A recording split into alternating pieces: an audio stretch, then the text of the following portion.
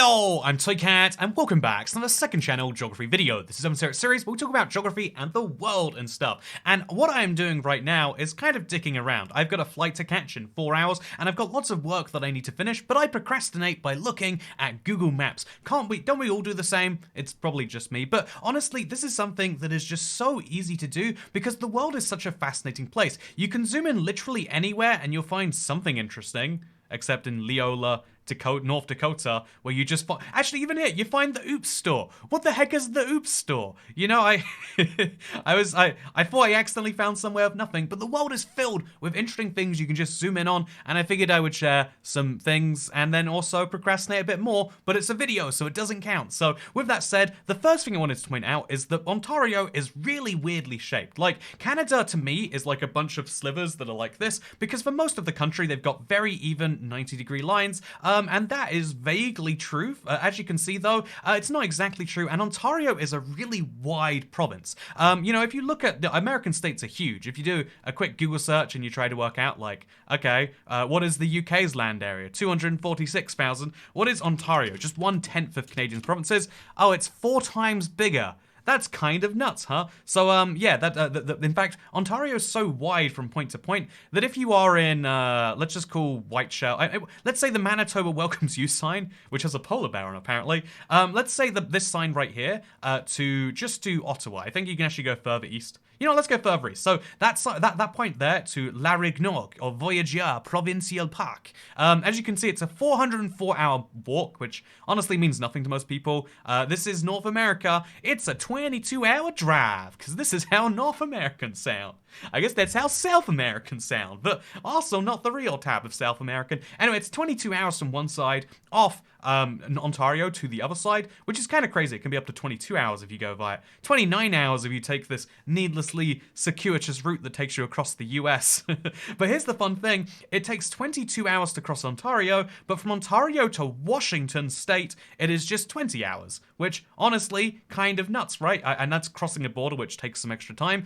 You can go from Ontario to Washington faster than you can go from Ontario to Ontario. I imagine you could probably do the same thing on the other side. In fact, I bet, okay, so the distance from Ontario to Washington, D.C., the capital of the United States, is about 24 hours. It says it's taken a while to 24 hours, and that means that you can basically get to the US capital in the same time as you can to the capital of your country, which is in your province. There's, you know, people say Texas is big, but let's fact check actually. Ontario versus Texas.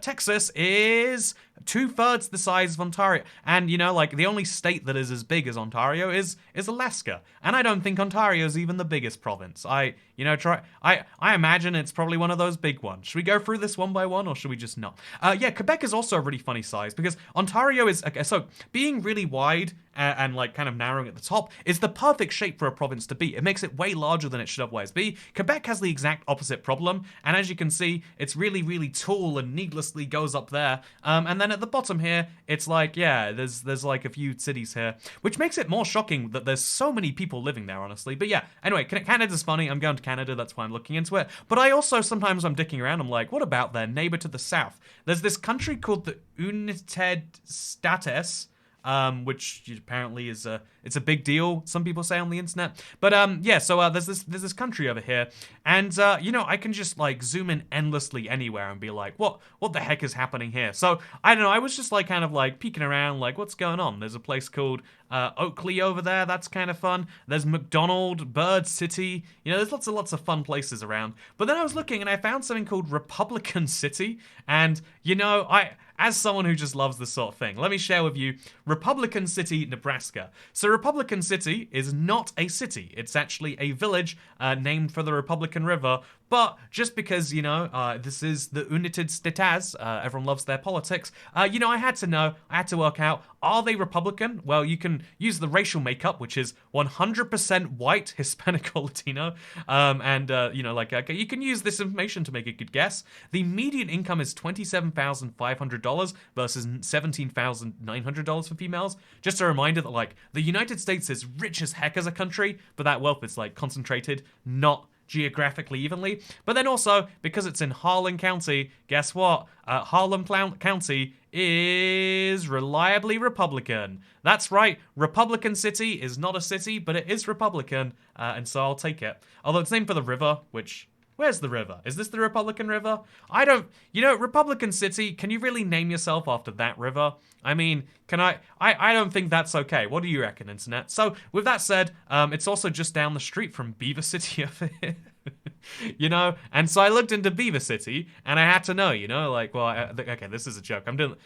does it have the gender ratio? Because it better be in balance towards the lady side, right? So, 6.1%... Okay, we got...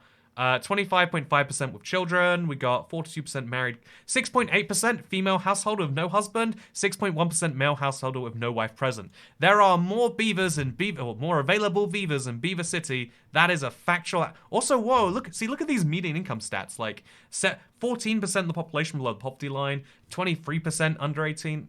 Are you under the poverty line if you're under 18? Like, what does that even mean? Like, of course you're not earning the poverty, whatever. And then there's the Beaver City Fairgrounds and the Jaguar machine.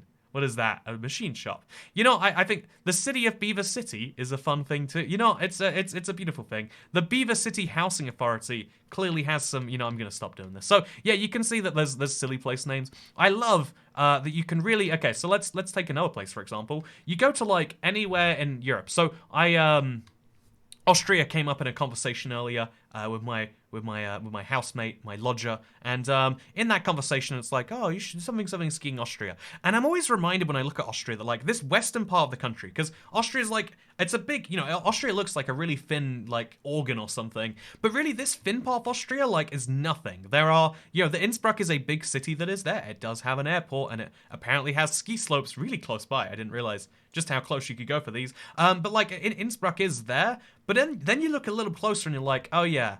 Unlike most places, like here's an interesting thing about geography. If you zoom in most places, so just zoom in Germany anywhere, you'll keep finding cities, you know, villages surrounded by towns, surrounded by cities. So these villages are close to Celle, which I've never heard of till just now. It's a German city filled with half-timbered houses, like the ornate Hoppener House. See, and then you're like, what? The ornate Hoppener House? I gotta go see that. Is that the Hotel Celle? Hoppener House? Show it to me. We could type it in, but I you know, that's not what procrastinating on Google Maps is about. You don't seek the answers. You're not trying to procrastinate quickly. You're trying to delay the task at hand because that task is stressful. Whereas you know for a fact you can find this hop in a house if you believe in yourself. You know, it's a challenge that's at your level. When you challenge yourself too much, you'll procrastinate to avoid it. You challenge yourself too little, you're not going to feel correctly engaged. Finding the right level of challenge is really hard. There's a San Marinese restaurant. See, what the heck? This is fascinating. Is it actually San Marinese? Totally. Isn't that interesting? Very, very interesting. What that? You know, one of the smallest countries in Europe has a restaurant in a German city you might not have heard of outside of Hanover, which, to be fair, not everyone has heard of. So yeah, there's an endless series of this. If I was from Wienhausen, which Wien is that sausage? Or am I crazy? Is that sausage house? Am I crazy for thinking that? I'm probably crazy. I'm probably mixing up words there. It's gotta be, right? Wien, you know, the only thing I know is Wien is the capital of Austria. So anyway, yeah, so if you look around most places, you can zoom in endlessly. Like, pick a place in the UK. Actually, wait, here's one I found recently. I was looking around Northampton because my only real-life job where I showed up to a place and they pay me for my work was in Northampton. I think it was 3 days, they paid me £100 a day to design an app. I had no idea how to design apps. It was very scary. It was like for Windows Phone too. Like I had a little bit of a breakdown about it, but I got it done. You know, I found the right level of challenge there. And I was looking around and I was like, oh, if you look, there's a place called Bugbrook here. That's interesting. And then there's a place called, see, I could search for it, but I'm not going to. There was a village. Okay, I'm going to find it, internet. I will find this sillily named village. Because, oh yeah, look, over here. There's a village just called Old. Genuinely, it's called Old. This is Old Northampton, not like Old common Northampton. This is the White Horse in Old. White Horse-Old is their URL. Do you want to look at their menu? Let's look at their menu. So they got Christmas. Oh, I would love some Christmas. Make Christmas extra special this year. Boy, would I like to. Should we book now? But yeah, you can see, like, wow, isn't that interesting? I could get some vouchers for the White Horse Old. they're available in lots of different amounts, and you don't get any discount. You don't get any discount for buying them. What a great deal. What a great thing to buy for Christmas. I hate gift vouchers. Anyway, so that said, here's Harlan County. And here is the White Horse and Old. Here's the Old Croft. Here's the Old War Memorial. Is that an Old War Memorial? Or is that an Old War Memorial? I would imagine it's an Old War Memorial, but I don't know for sure. And then you do a little street view, and you're like, huh, isn't that interesting? Actually, speaking of street view, I feel like this is a really modern looking house, right? Like, it's weird that there's such a new-looking house in Old. Or maybe it's so old that it... No, that's a loft extension. That's like a new house in Old. Surely, if... I don't usually believe that... I should be over here a bit more. I don't usually believe in the... I've just been hand gesturing off the camera. I'm sorry. You know what? I'm a professional. Anyway, so I don't believe in the idea that like, oh yeah, we shouldn't have new things here. I'm a believer that new is generally better than old. But if you're in a place called Old, you know, if you go to New, which has to exist now, right? New, no, just New. No, there's no place called New. New England. No, okay, well that's gonna find me something else, isn't it? Well, let's go find New England. Isn't it wacky? The Google Maps can point you to New England, but it can't say exactly where it is. It's just the northeastern region. Which is wacky, by the way, because like, I mean, I guess I see it. Anyway, what? New Hampshire, by the way, just have to mention, you know New Hampshire's US state over here? You ever seen regular Hampshire? I bet you haven't. I bet regular Hampshire doesn't have Berlin in it, or the Jericho Mountain State Park, or Mount Washington. I wonder who these mountains are named after. Could someone let me know in the comments of like a 6-paragraph response? Like is Washington something significant? Like why are they washing a ton? You know, do they have a problem with washing too much? Anyway, so like I said, I've got a housemate. She's actually from Moldova. So I looked into it at one point because I was like, oh yeah. And it turns out maybe this is like almost doxing someone because it's such a small country. They're from the Transnistrian region, the region where there's maybe some questionable things going on. And so I was like, you know, just kind of listening and seeing because like, oh yeah, their opinion on Ukrainians was that it was very negative. You know, like kind of like, oh yeah, like they're taking all the attention and stuff. But it was also negative on Russia. So I've just come to the conclusion that if you're from this area, you hate everyone. But also, isn't it interesting that like just on the, you know, I guess it's called Transnistria because of Dniester. You know, does the Dniester River go into Ukraine? It definitely does, right? I feel like, yeah, it does. I'm not crazy for thinking that. Oh, it's the border between Moldova and Ukraine for quite a bit. That's fun. And then it keeps on going up through Ukraine a little bit more. And then it goes... Where does the Dniester River end? Do you ever just want to do this some days and follow a river all the way up? Does it eventually go through a city I know, or does it just... No, it becomes the Savitch River. Oh no, there's the Dniester, so we're going to follow it up. Rivers get smaller and smaller as they go up. And this is... Oh wait, let's teach some real geography. Okay, I've called this channel Geography for the last... God knows how many years. I haven't called it, but I've claimed to be teaching you geography while I just dick around on the world map. Let me teach you why this river gets thinner as we're going further up. We're going closer to its source. A river has an original source, right? Which I'm guessing is here, based on this whole thing. At least it's nearby here. And basically, more and more rivers feed into it, so there's more water. That water can go deeper, but as water gets deeper, it's probably going to go wider. And so, yeah, fun fact... if you look at any river, like I think the Thames is a fascinating example. So the Thames is like really, it's a normal river when you're out in like Kingston upon Thames, perhaps. So I've been here and I've looked at the geese here, which is what you've got to do when you go to a river. Wow, look, there they are. Those are swans. Okay, you know, is it only swans? Where are the geese at? So you can see it's like a normal sized river. You have to build a bridge over it, but it's like doable. And then you go literally just like 10 miles upriver. And because it's picked up so many extra rivers, like the river, what is it? The River Lee is over here. Is this Lee? You know, give me a name. Give me a name, river. This is Regent's Canal. Oh, that's Regent's Canal. Okay, is this the River Lee? This has got to be the River Lee. Is there a River Lee? Am I imagining that? There is a river. Okay, there's the River Lee, which is why this is the Lemeth Peninsula, because it's surrounded by the mouth of the Lee. At some point, the Lee is going to cut right through there, and this will become the Lemeth Island. I'm just saying, got to plan for it at some point. Anyway, so, yeah, basically, as you can see, as you saw, the river's, like, really fit there. And then if you go to, like, where Tower Bridge is, the furthest east bridge in London, you can see like, man, this is like a gigantic man-made structure. What the heck? Just here to there is insane. Then there's this thing, and then there's this thing. Oh my god, it's wide. But then the river keeps getting wider, right? It just keeps on going wider and wider and wider and wider till it basically becomes ocean over here. But even before it becomes ocean, the last crossing, the Queen Elizabeth II Bridge, and the second Queen Elizabeth II Bridge, which is underground, and the third Queen Elizabeth II Bridge, which is also underground. Just saying, we're going to have a third Queen Elizabeth you can expect from this. If you try and look at this bridge, it's just like, yeah, this is like a multi-billion-dollar project. It's not just a thing you put down because you want to cross a river. It's like, can I even show the scale of this? Like, what is it? Should we measure the distance? It's most of a mile, or most of a kilometer, for my viewers who live outside of the only countries who... You know, I don't like that I measure things in miles. It's one of the things I don't like about myself. It's like how Americans should feel bad they measure things in Fahrenheit, and the rest of the world should feel bad they measure people in meters.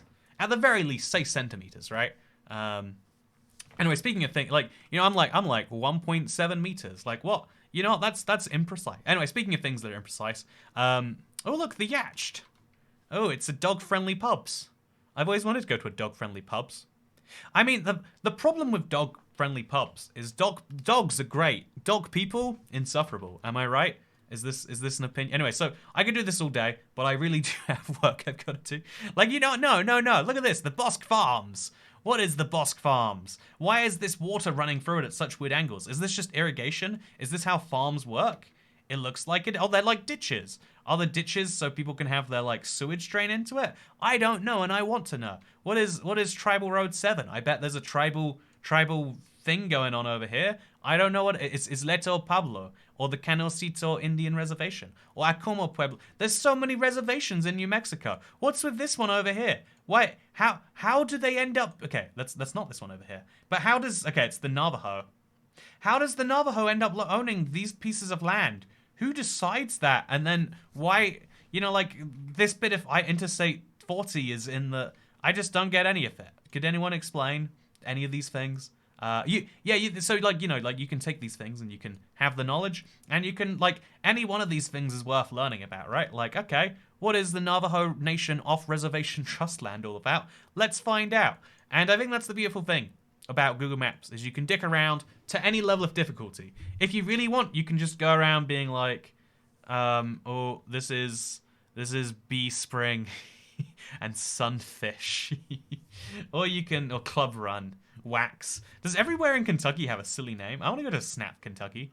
Snap. Wait.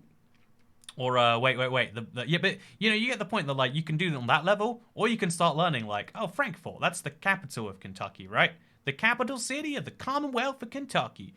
And then you can start learning, like, why is the capital Frankfort when there's two big cities either side of it? There's Shelbyville, which, okay, that's fun. And then there's Cincinnati. Okay, Cincinnati's in Ohio, basically. But also half of it's in Kentucky. What's the deal with that? Did they want it to be like a centrally located thing in their state? It can't have been that. Lexington looks like an ideal center of the state, or like maybe somewhere around here, Campbellsville. Why did they pick Frankfort? You know, you can... I put a pin on the map, apparently. You know, you can... The Kentucky State Capital. It's fascinating to me, maybe just to me, that you can dive into any little thing and learn more about the world. Or maybe it's sad because, you know, I could spend like 10 minutes trying to work out the reason Frankfort's there. Or Spaghetti Junction? That's fun. Oh, is that named after... This isn't a Spaghetti Junction. This is the least Spaghetti Junction I've ever seen. Oh, actually, I guess I see it. Okay, you know, no, I don't, actually. This is not a Spaghetti Junction. This is an unspaghettied junction. Anyway, so yeah, we can work out, like, okay, so it's a home rule class city, which means that it's like a city and county, I'm assuming. I'm guessing, right? And it got its name because of... It's probably Frankfurt. No, it's Franksford. See, I always assumed it was Frankfurt, but they were just bad at spelling. You know, like, and then that's not the case, apparently. And they had a post office. They've got this lovely map. Why are they the capital, though? The Kentucky, they put the governor's thing there? Okay, was it the biggest city when they were founded? Or what's the deal? Why is it that some, you know, like, why is it that if it's the capital city, it's only got a population of 28,000? Surely being the capital, even for a relatively poor state should be a big boon to you. What's the capital of West Virginia? Does anyone know? Is that a well-known fact? Should I know that fact? Is it Charleston? That sounds like a capital. Buckhannon could be too. Spencer. Anyway, the point is, even the basic facts about the world take forever to learn, and you can learn about all extra sorts of facts too. But I won't be doing that today. Instead, I'll be laughing and saying, snap. I hope you enjoyed this video. I'm gonna go. It's even sooner now. I thought at the start of the video I'd procrastinate and have a good time, but I actually made my flight get closer. I've gotta go do that probably. I need to sleep as well. Am I gonna sleep? I'm not gonna sleep, am I? Anyway, have a good day, everyone. See you next time. Whenever that is. Second channel. Don't wait. Give me money because I would like it. Patreon.com/toycat. I will not be improving the quality of this channel with those funds. Instead, I'll be pointing out that, haha, there's a city called White City in Kentucky. And that's funny. Speaking of things that are funny, second channel, don't care. Goodbye.